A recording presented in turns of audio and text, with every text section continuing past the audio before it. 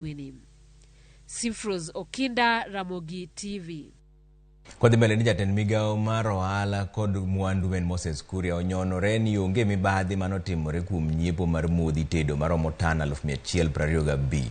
Kuria mane odadhoge nyim od bura mar Senate okone senators ni kembe mane omii orak no maromo modhigo ne oyudo tijego kaluwore kod chike mag chiwo orak kata odoko ni kembe moko ne oyudo orak go nyadiriyo. Walter Nyambaga miyowa ler mar wachni. Ka olose nyim od bura mar Senate, jatend migao mar ohala kod mwandu pachoka Moses Kuria onyorore ni bad migao mochung'ne uso mwandu mag aswekra mag piny owacho ne oluwo chike kinde chiwo orak mar nyiewo mauta mag tedo kowuok e pinje ma oko. E penjo mane ipidho Moses Kuria kowuok kuom seneta ma Marsabit Mohamed Chuti. A supplier by the name First Quality Supplies Limited, who supplied 25 metric tons of fertilizer not listed in the 22 pre-qualified suppliers.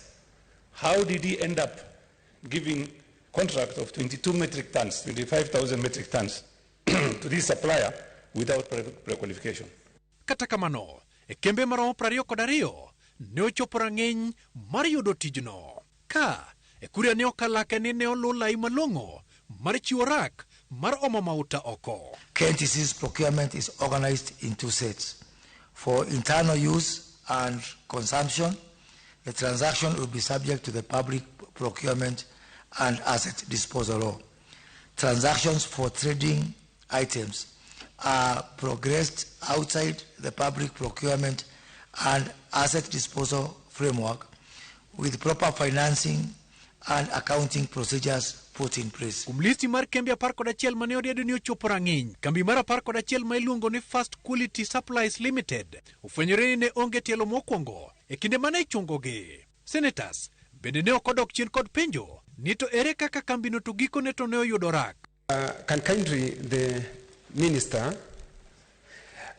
elaborate to this house the interest of the importers on this issue and Mr. Speaker, the connection to the same. Kakembe machalo kaka Multicommerce FSZ ne omiyo orak momwonyo omenda maromo bilion 8.2. E kambi moyangore ni onge register mar duol mandiko kembe mag ohala Kenya ka. Makmana ni kambino ondike piny Dubai. I would wish to listen and hear from the CS, Mr. Speaker. What was the consideration?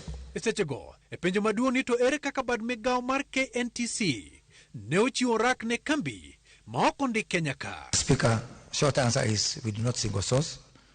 All our pre-qualified suppliers are given an equal opportunity. E kinde no, e kambi mar purma moyangore ni jakom board mar telo mochung'ne weche mag tudruok e Kenya, Mary Wambui Mungai, ne omi thuolo mar omo mauta maromo tan 12,500 mag kube mag lita 20. Kasechego, to kambi mar Enterprise Limited bende mar Mary Wambui Mungai ne omi thuolo mar kelo mauta maromo tan 6,250 mag kube mag lita 20. Kapenjo maduong' ni to ere kaka KNTC ne ochiwo orak ne ng'at achiel nyadiriyo. Why should large quantities of supplies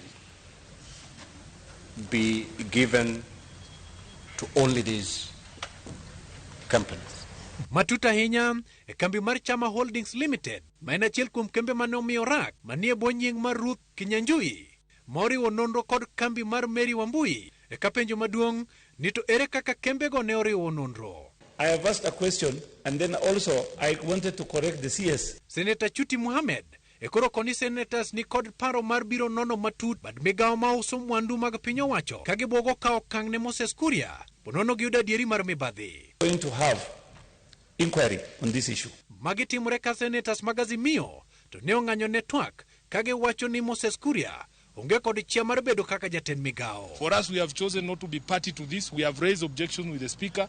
The Speaker has ruled that Moses Kuria can continue, but we will have no part in it as members of the Azimio coalition. Walter Nyambaga, Ramogi TV. Koro wadhi ane achiel kachiel nyaka